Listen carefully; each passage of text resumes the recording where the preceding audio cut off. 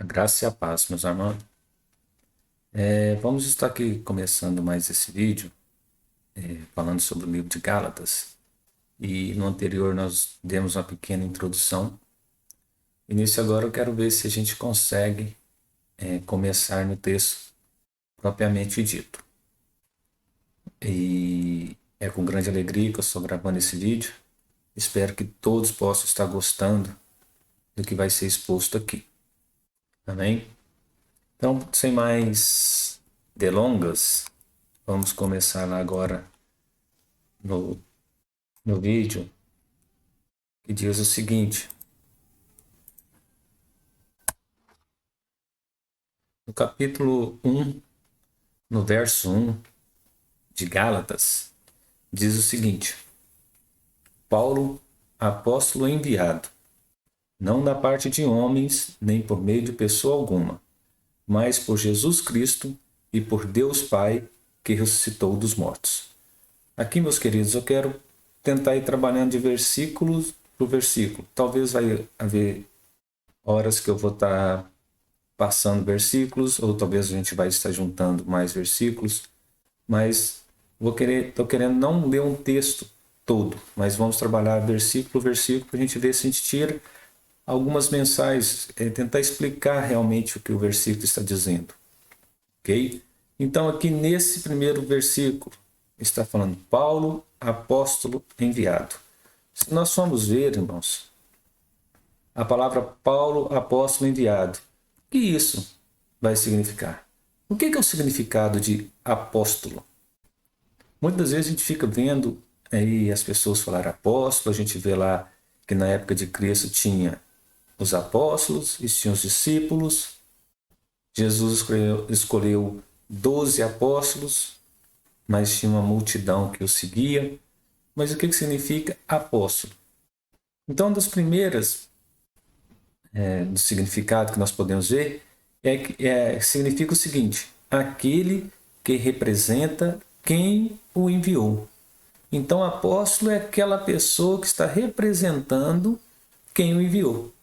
Então, Jesus escolheu 12 para prepará-los, e depois que ele não estivesse mais no meio, eles iam estar representando ele aqui.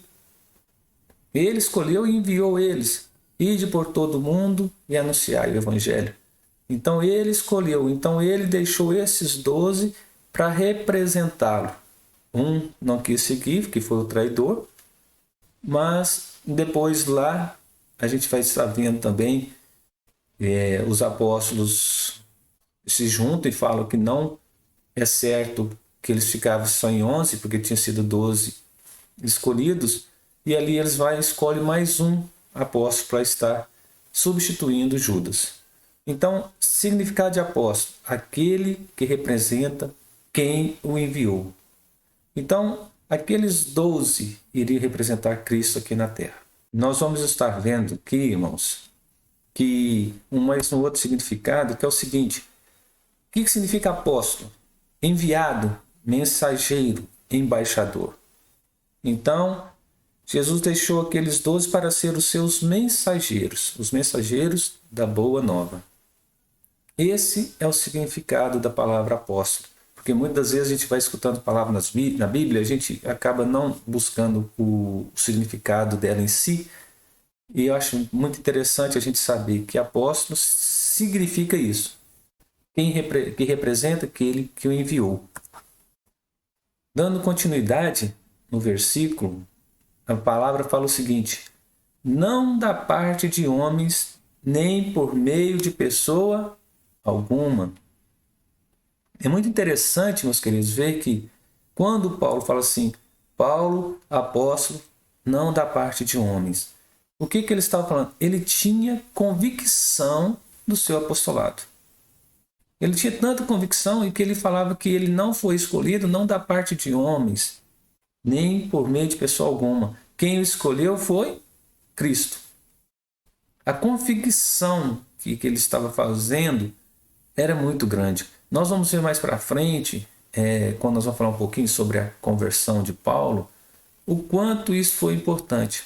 Mas vamos dar só uma palhinha que era um homem perseguidor que depois foi escolhido por Deus e ele começa a anunciar o evangelho. Então ele tinha convicção. Ali em Atos 9, quando ele tem um encontro com Cristo, ali ele passa a ser convicto que aquele encontro foi com Jesus Cristo ressurreto. Então essa convicção. E no mais aqui também temos a certeza que recebeu de Deus. Ele fala, eu não vim da parte de homens, nem por meio de pessoa alguma. Ele não buscou isso através dos homens, nem através de pessoa alguma. Mas ele tinha a certeza que Deus tinha dado esse apostolado a ele. E mais, não foi Ananias e nem os apóstolos. Não foi ali naquele momento da sua conversão, quando Cristo conversa com Ananias e manda, Ananias, vai lá na casa e vai ter um tal de Saulo esperando. Abençoe ele, que ele é o meu escolhido. Não foi através desse momento, porque Ananias colocou a mão sobre a sua cabeça, que ele virou um apóstolo. Nem foi porque ele conviveu com os apóstolos, porque nós vamos ver que ele nem conviver com os apóstolos, ele convivia. Quando Cristo encontrou-se com ele ficou 3 anos depois afastado. Esses 3 anos afastados que ele ficou ali talvez no momento que Cristo estava ensinando ele as coisas. Então, não foi, irmãos, a certeza que Paulo tinha do seu apostolado, a convicção que ele tinha, que ele não recebeu aquilo de homem. Foi o próprio Deus que o deu. E eu deixo uma pergunta aqui. De quem você recebeu a sua vida? Quem tocou em você? Foi homem ou foi Deus? Quem está tocando sobre a sua vida para você estar fazendo, para você estar vivendo nesse mundo e estar fazendo a obra de Cristo aqui nessa terra? Você está buscando isso dos homens ou você está buscando isso de Deus? Muitas das vezes nós buscamos o homem. Vai vir tal pregador assim, que ele faz isso, aquilo, outro. Eu vou ter que ir lá para ver. Eu não estou indo para ver o Cristo que ele prega. Eu estou indo para ver o pregador e ver o que ele faz. Talvez Deus esteja até utilizando ele. Mas eu não estou indo para buscar Deus, eu estou indo para buscar aquele pregador. Então nós temos que colocar na nossa mente, nós temos que ter essa certeza que o Paulo tinha ali, a convicção que ele tinha, que ele recebeu do Senhor. E nós temos que ter certeza que nós recebemos a nossa vida do Senhor e nós temos que trabalhar a nossa vida para o Senhor. E não buscar o homem.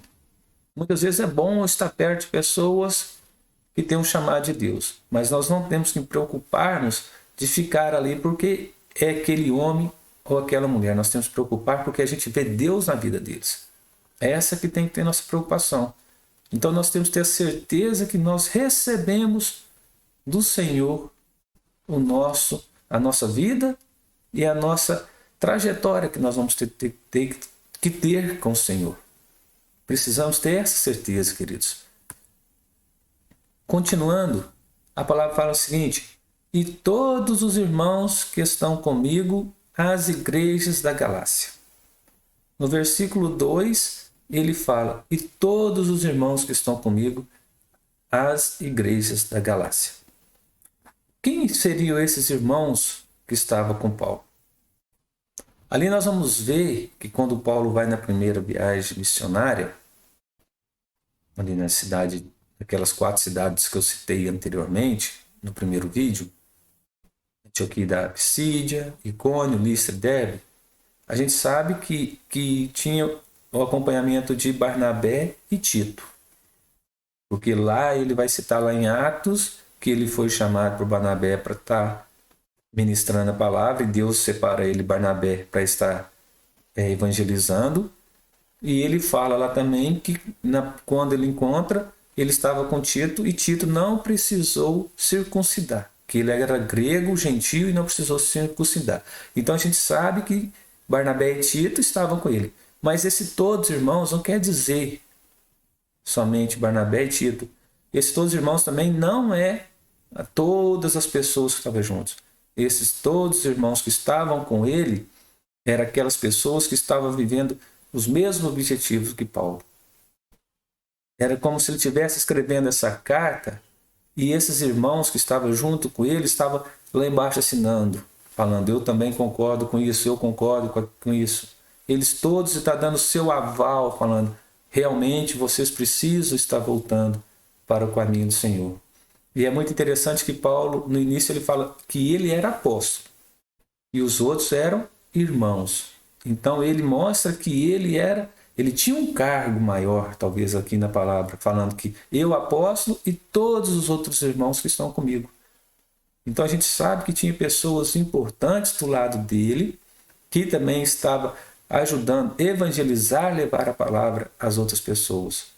E dois que nós vemos na palavra era Barnabé e Tito, mas é muito que provável que existiam várias outras pessoas que estavam caminhando com ele e que estavam aprovando ele estar escrevendo essa carta. Continuando, a vocês graça e paz da parte de Deus, nosso Pai e do Senhor Jesus Cristo. Aqui Paulo está falando a vocês graça e paz. Nós vamos ver, irmãos, que a palavra a vocês graça e paz é muito importante a gente entender essas duas palavrinhas. A primeira, a graça, a gente vai ver que a graça é a fonte da salvação. Quando ele fala a graça e a paz, ele está falando assim, a vocês a salvação. A gente vê que a salvação não é um fruto da obra que fazemos para Deus, mas é resultado da obra que Deus fez por nós em Cristo Jesus. Então a graça não é aquilo que nós fazemos para Deus, mas é o resultado de que Cristo fez por nós. Deus usou Cristo para estar nos salvando. E hoje nós podemos dizer que nós vivemos na graça, porque Cristo fez tudo aquilo por nós para que nós pudéssemos viver na graça e estarmos perante a Deus. Veja o que está falando. A salvação não é fruto da obra que fazemos para Deus, mas resultado da obra que Deus fez por nós em Cristo Jesus. Deus mandou seu Filho para que ele morresse por nossos pecados e para que hoje nós pudéssemos ser considerados, todo aquele que o seguir pode ser considerado salvo, que vai ter a vida eterna. Então, essa graça, irmãos. E continuando, a paz já é o sentimento de reconciliação com o nosso Criador, de estarmos restaurados. Então, quando nós temos a graça de Deus, nós recebemos a graça de Deus, nós acreditamos que Cristo Jesus veio e morreu para nos salvar e professamos essa fé, vem um sentimento de paz. Nós estamos reconciliados com o nosso Deus. Nós sentimos aquela paz no coração. Nós vemos muitas coisas ruins acontecendo, mas nós vivemos tranquilos, nós vivemos em paz, porque nós recebemos o dom gratuito da graça do Senhor. Nós recebemos a graça do Senhor sobre as nossas vidas. Então, nós estamos restaurados, nos sentimos renovados. Nós temos força, vigor para estar vivendo essa vida, porque cremos que Deus está conosco, que Ele mandou seu Filho para nos salvar e que nós seguimos Ele. E a partir do momento que nós seguimos esse Cristo, nós somos considerados filhos de Deus. Estamos indo para um lugar muito melhor do que é o que nós vivemos. E essa paz, ela transforma o nosso ser, ela enche o nosso ser e nós vivemos de uma forma totalmente diferente quando nós realmente temos a presença do Senhor nas nossas vidas. Podemos dizer que não geramos a graça nem criamos a paz. Essas bênçãos iniciam-se no trono de Deus para nós. Deus lá no seu trono, Ele gerou a graça com a morte de Cristo e nos deu a paz. E aqui eu tirei do livro lá, que eu citei também no primeiro vídeo, essa palavra eu achei muito interessante. Ela diz o seguinte: graça e paz é a ação do juiz que não somente perdoa a pena, mas também cancela a culpa do ofensor e ainda adota como seu próprio filho. Veja bem, nós temos um juiz lá em cima. Nós temos Deus que é o juiz. Ele não somente perdoa a nossa pena, quando nós vamos até Ele. Nós somos pecadores, todos nós somos pecadores. Mas quando nós reconhecemos Ele como nosso Salvador, esse juiz nos perdoa e cancela toda a nossa culpa. Nós podemos ter feito tudo que for de errado, mas Ele vai e cancela tudo que nós temos como culpa, tudo que nós temos como pecado. E ainda por cima Ele nos adota como seus próprios filhos. Veja a graça desse Deus, veja o poder desse Deus. Você vive no pecado, você vive fazendo várias coisas ruins, coisas contrárias à vontade de Deus, mas quando você volta para Ele e recebe a paz no seu coração, Ele perdoa todos os seus pecados e também cancela, Ele esquece, vai para o mar do esquecimento e ainda por cima Ele te adota, meus irmãos. Ele te adota como filho dele. Ele passa, Ele te dá um abraço. É como lá na palavra do filho pródigo, aquele pai chega e abraça o filho. Alegra-se com ele, regozija-se com ele, com a volta dele. É assim que Deus se sente. Quando você volta para Ele, Ele te perdoa. Ele cancela as suas culpas e te dá um abraço. E fala, bem-vindo novamente, meu filho. E se nós formos ver, Lutero diz o seguinte, que a graça liberta do pecado, enquanto a paz acalma a consciência atribulada pelo pecado. Essas são palavras de Lutero. A graça liberta do pecado, enquanto a paz acalma a consciência atribulada pelo pecado. Continuando, a palavra vai dizer o seguinte, que se entregou a si mesmo por nós, por nossos pecados, a fim de nos resgatar dessa presente era perversa, segundo a vontade de nosso Deus e Pai. A palavra está falando o seguinte, que se entregou a si mesmo por nossos pecados. Cristo se entregou a si mesmo por nossos pecados. E aqui é muito interessante, meus queridos, que vai falar o seguinte, como inocente deixou-se executar como culpado para que os culpados assumissem o lugar do justo. Cristo veio e Ele se entregou por nossos pecados. Eu fico imaginando, talvez Ele lá na cruz, sendo crucificado, vamos falar nós, nas nossas mentes humanas, né? Vamos tirar a mente de Cristo, mas vamos falar na nossa mente humana.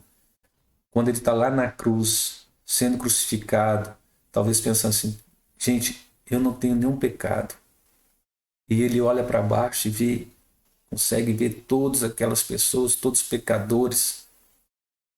E Ele vai, e mesmo assim Ele se entrega.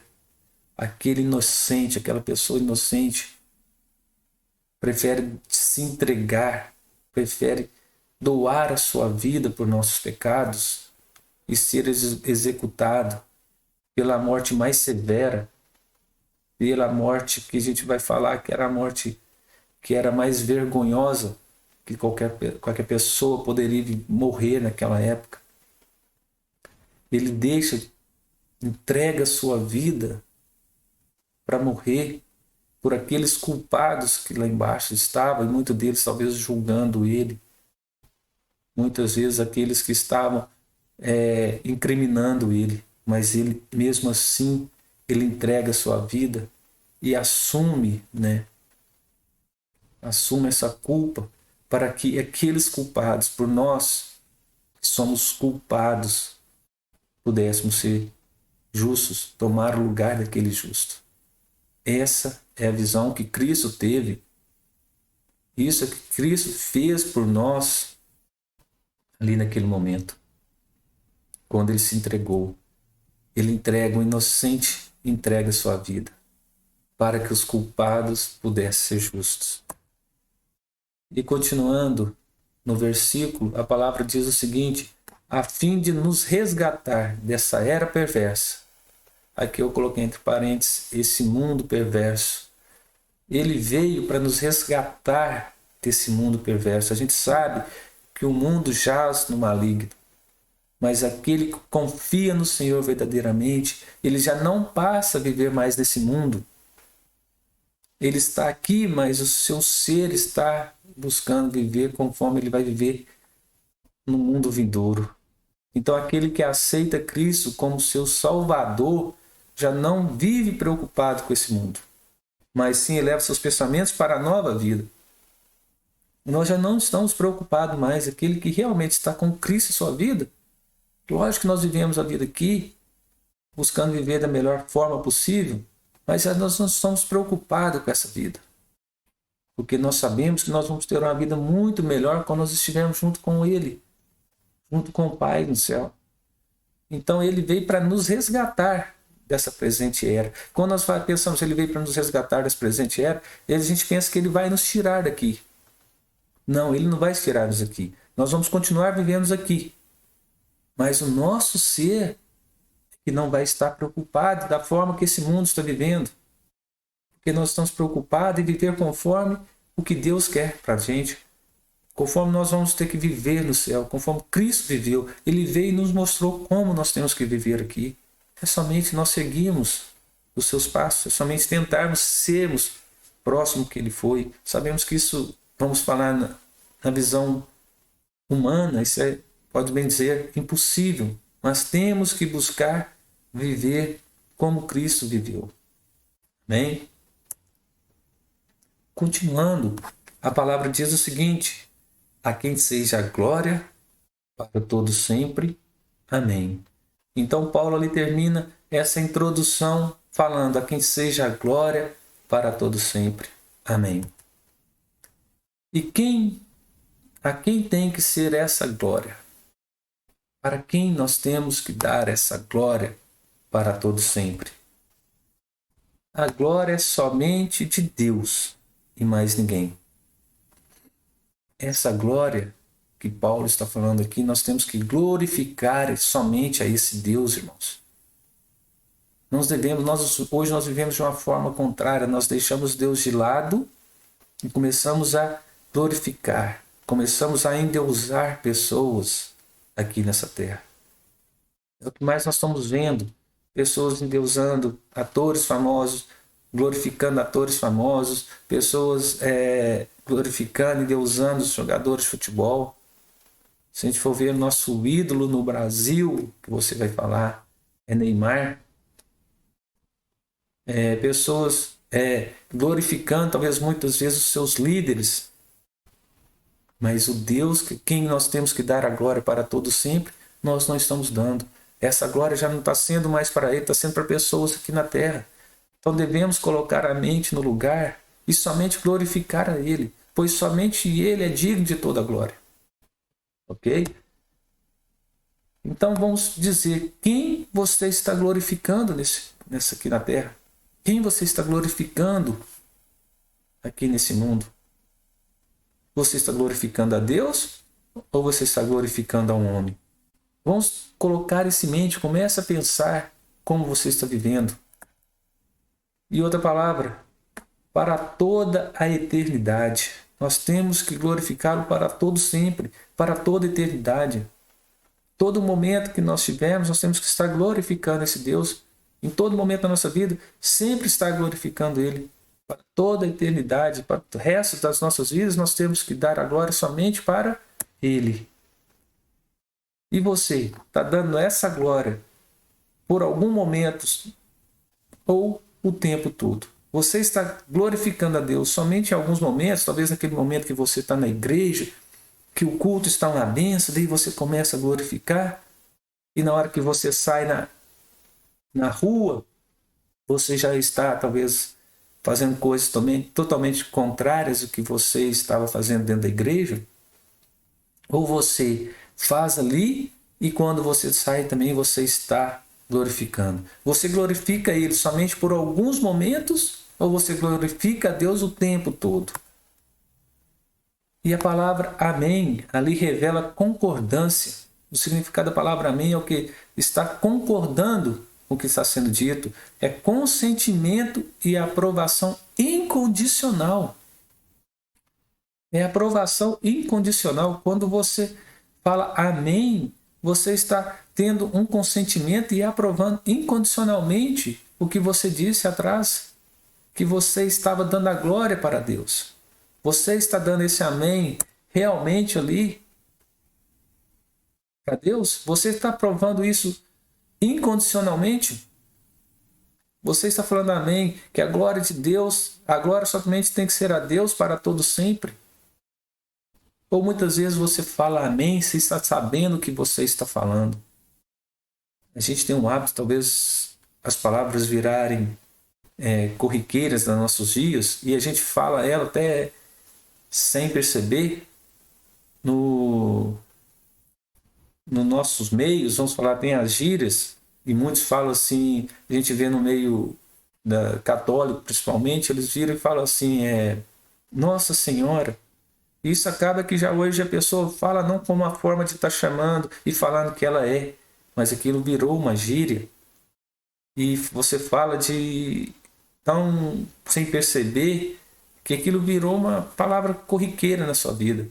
E esse amém que nós estamos falando está virando corriqueiro também. Nós estamos falando uma coisa somente ali, sem nem perceber o que nós estamos dizendo, sendo que o significado é muito importante. Você está provando o que você disse atrás incondicionalmente, ou você está aceitando incondicionalmente algo que alguém disse. Talvez uma pessoa está falando uma coisa de Deus, pregando a palavra de Deus, você fala amém, porque você está aceitando aquilo incondicionalmente. E como você está aceitando isso, meus amados? E aqui, meus queridos, eu gostaria de deixar esse próximo versículo, versículo 6, já para o próximo vídeo. E gostaria muito de agradecer a todos, né, por mais esse momento comigo aí. Espero que nos próximos a gente possa estar continuando com a palavra, que Deus possa estar realmente tocando no coração de vocês. Esse é o intuito de trazer esse estudo sobre Gálatas.